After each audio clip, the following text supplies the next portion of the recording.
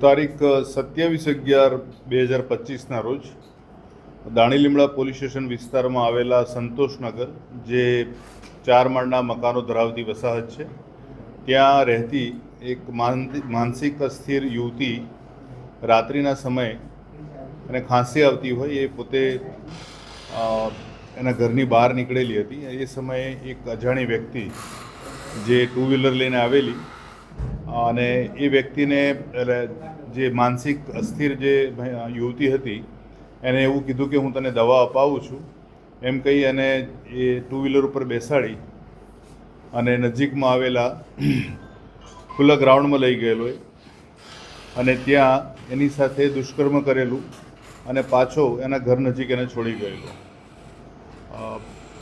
જે યુવતી હતી એ માનસિક રીતે અસ્થિર હોવાના કારણે એણે જે એની સાથે ઘટના ઘટી છે એની માતા સાથે ઘણા બધા પ્રયત્નો બાદ એને સમજાવેલું કે એની સાથે શું દુષ્કૃત્ય થયું છે. ત્યારબાદ દાણીલીમડા પોલીસ સ્ટેશન ખાતે આ ગુનો નોંધવામાં આવેલો. આ ગુનાની ગંભીરતા અને અનડિટેક ગુનો હોવાના કારણે પોલીસ કમિશનર શ્રી અમદાવાદ શહેર દ્વારા આ ગુનાની તપાસ ક્રાઇમ બ્રાન્ચને સોંપવામાં આવેલી. ક્રાઇમ બ્રાન્ચે તપાસ હાથ ધરી દરમિયાન સંયુક્ત પોલીસ કમિશનર શ્રી અને નાયબ પોલીસ કમિશનર શ્રી ક્રાઇમ બ્રાન્ચના માર્ગદર્શન હેઠળ ક્રાઇમ બ્રાન્ચની ટીમ કામે લાગેલી અને એ વિસ્તારમાં જ્યાં જે પણ શક્ય પોસિબલ ઇનપુટ મળી શકે છે, ઇલેક્ટ્રોનિક સીસીટીવી માધ્યમથી, અન્ય ટેકનિકલ સોર્સિસથી અથવા તો હ્યુમન સોર્સિસથી, એ આધારે આરોપીની ઓળખ કરી અને આરોપીને અટક કરવામાં આવેલો છે. આ આરોપીએ જે મોકાનો ફાયદો લઈ અને આરોપી સાથે દુષ્કર્મ કરેલું એ ખૂબ જ ગુનાહિત માનસિકતા ધરાવતી વ્યક્તિ છે. એના વિરુદ્ધ અગાઉ લગભગ 18 જેટલા ગુનાઓ નોંધાયેલા છે. એની 4 વખત પાસા હેઠળે ડિટેન થયેલો છે, તડીપાર પણ થયેલો છે, પશુઘાતકીપણાના 8 ગુના નોંધાયેલા છે, મારામારીના, વાહન ચોરીના, હથિયાર રાખવાના અને પ્રોહિબિશનના અને જાહેરનામા ભંગના પણ ગુના નોંધાયેલા છે. આ આરોપીને પકડ્યા બાદ જે પણ સાયન્ટિફિક રીતે પુરાવા એકત્રિત કરવામાં આવી રહેલા છે, નામદાર કોર્ટમાં આરોપીને પોલીસ કસ્ટડી રિમાન્ડ માટે રજૂ કરી 6 દિવસના રિમાન્ડ મેળવવામાં આવેલા છે અને હાલ આગળની તપાસ ચાલી રહેલી છે.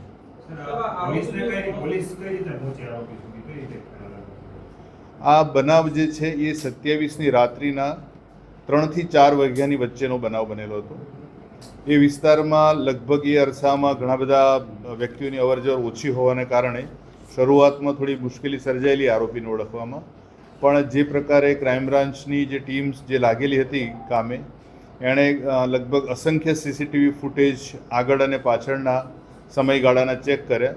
ત્યારબાદ જે જગ્યાએ શંકા જણાઈ ત્યાં હ્યુમન રિસોર્સિસનો પણ ઉપયોગ કરવામાં આવ્યો અને ફાઇનલી જ્યારે જે સમયમાં બનાવ બન્યો છે એ અરસામાં કેટલીક અગત્યની માહિતી મળેલી, એ માહિતી આધારે અને કેટલાક વિઝ્યુઅલ્સ મળેલા, એ આધારે આરોપી સુધી પહોંચવામાં સફળતા મળેલી.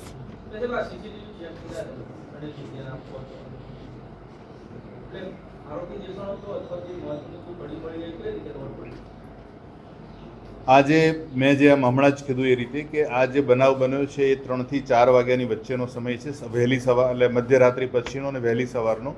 તો આ સમય દરમિયાન જ્યારે વ્યક્તિઓની અવરજવર ઓછી હોય તો એ અમારા માટે વધારે અગત્યનું હતું, કારણ કે જ્યારે અમે સીસીટીવી ફૂટેજ ચેક કર્યા ત્યારે આગળ અને પાછળના સમયગાળાના જે સીસીટીવી ફૂટેજ ચેક કર્યા એમાં આરોપી સુધી પહોંચવામાં, જે ફિલ્ટર કરવામાં ઘણી સરળતા રહેલી. ના,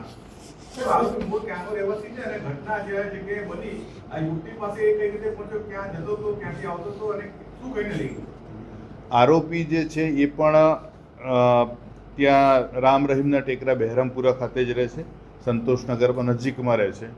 અને જે આરોપી જે છે એ રાત્રે ત્યાંથી નીકળ્યો ત્યારે આ યુવતીને એ જે 4 માળના જે વસાહત છે તેની બહાર ઊભેલી જોયેલી અને એને પૂછેલું કે અત્યારે તું કેમ ઊભી છે?